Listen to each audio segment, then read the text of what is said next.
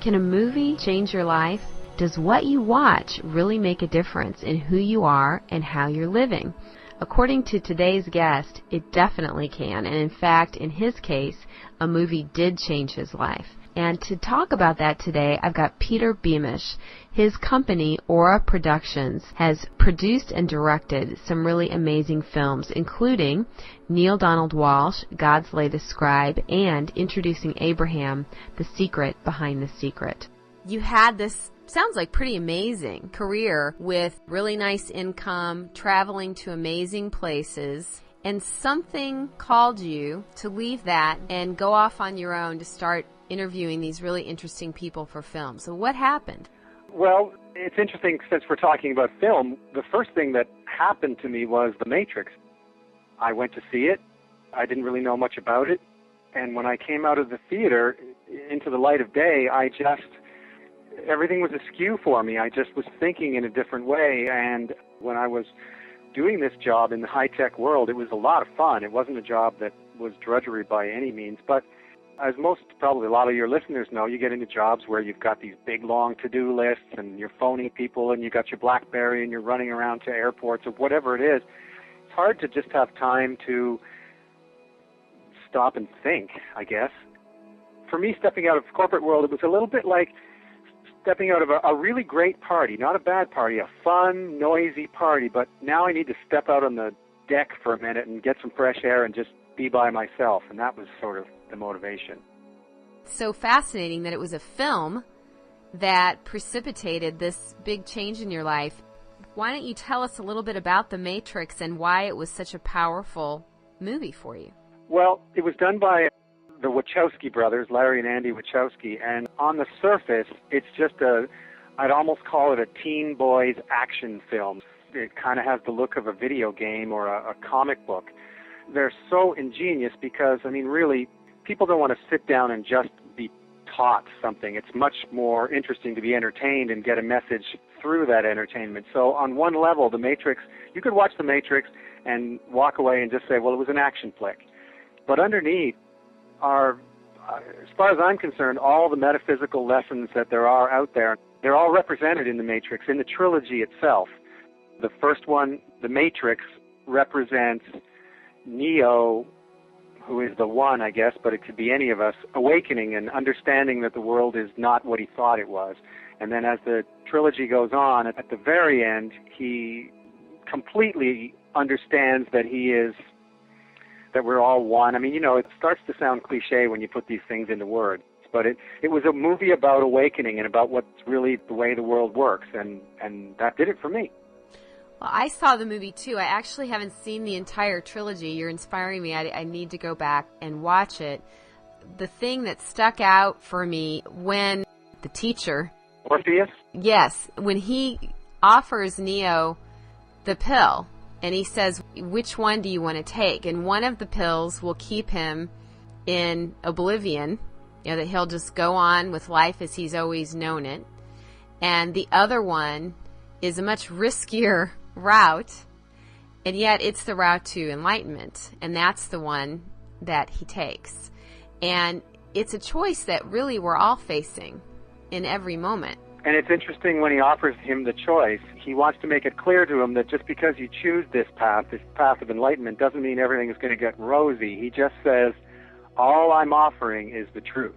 I love that, because so often I think people go into spirituality, whatever spiritual path you pick, I don't care what it is, and on some level they have bought into this idea that if I just do the right things on this path, then my life is going to be easy and I'm not going to have any more pain.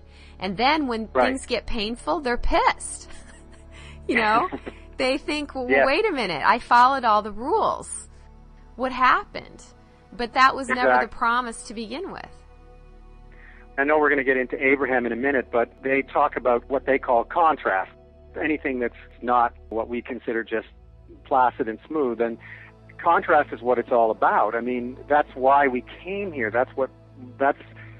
You carve everything out of the contrast. You wouldn't know what you wanted if you didn't know what you didn't want. And so, even this path of getting towards, let's just call it enlightenment, it's maybe not the right word, but I mean, if you became an enlightened master, then it's not life is a dream. It's just that you've got this higher perspective on everything that happens, but you're still living in the world. That's what we're here for. Maybe we should just talk about Abraham. Who is Abraham? Well, once I had seen The Matrix and started thinking differently, right about the same time I was dating a woman, and I was always a little bit finding that sort of New Age stuff. It just didn't seem to be for me. It seemed a little lightweight. But this woman, Annette, was a really brilliant woman, and when I started looking, I was over at her apartment looking at her library, if you will, and I started seeing things like Doreen Virtue talking with angels and so on and so forth, and it made me take a second look at all of this. And the first book I pulled out was Conversations with God, Neale Donald Walsch. Mm-hmm. And on the surface, he is basically saying that he got into a certain state and he had a communication with, well, he calls it God, but it was a two-way communication. And so when I finished reading it, part of me was saying, well, okay, but what does he mean? Like, is there someone speaking in his ear? Is someone moving the hand on his pen? What is this? And then I was introduced to the concept of channeling, and almost immediately the names Jerry and Esther Hicks came up. Mm-hmm. And eventually someone gave me a CD, and I heard Abraham. And Abraham is the name, and it's just a name.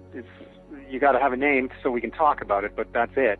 Abraham is the name of the energy that is coming through Esther, that when she relaxes her mind, Abraham is able to come forth and speak through her. And they do workshops. They go all over North America, and actually they're going off to Australia shortly to do this as well. And Abraham speaks to people, and there's questions back and forth, and it's a very fun and enlivening experience.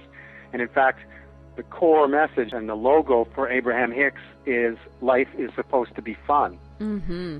It's a very lighthearted, non-kind of reverent atmosphere. So once I heard them, that was it. I was hooked. And I contacted them and did this interview that you're talking about, Introducing Abraham, the Secret Behind the Secret. You left your other job and you decided you were going to do your own thing. Did you know you were going to spend your career, or at least this portion of it, talking only to channelers? I mean, was that the plan? No, there was no there was definitely no plan. Not at all. And in fact, the first three that I have done have been that: Neale Donald Walsch, Jerry and Esther Hicks, and Lee Carroll, who channels Cryon.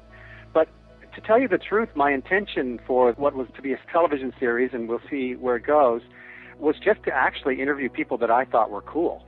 Uh-huh. That was it. That and sounds like a fun job. Yeah, and the first three of them just happened to be channelers. But, for example, I mentioned Larry and Andy Wachowski, who wrote and produced and directed The Matrix. I definitely would include them on my list of people that I would want to interview. And to a certain extent, I think we're all channeling anyway. And when they're doing this stuff, they're channeling in the same way that Jimi Hendrix is channeling, or a basketball player, or whatever. It's all channeling. It's just degrees. Well, let's talk about exactly what channeling is then. What's your definition of channeling? It's going inside and connecting.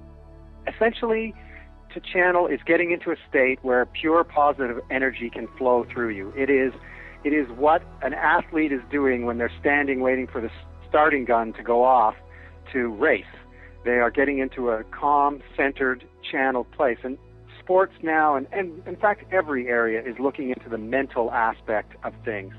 And some people just connect more fully, if you will, like basketball. Some are just better at it than others. I don't know if that was a very good definition, but... That's great. I like it because you can be open to that definition regardless of what your spiritual or religious upbringing or current take on the nature of things is.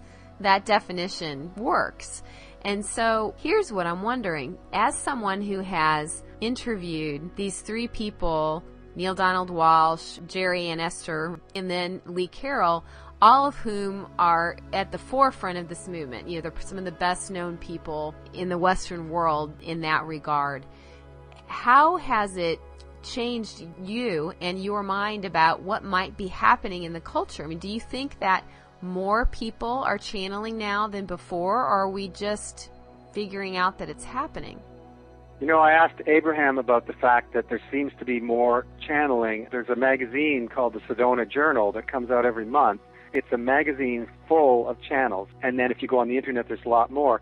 I asked Abraham that.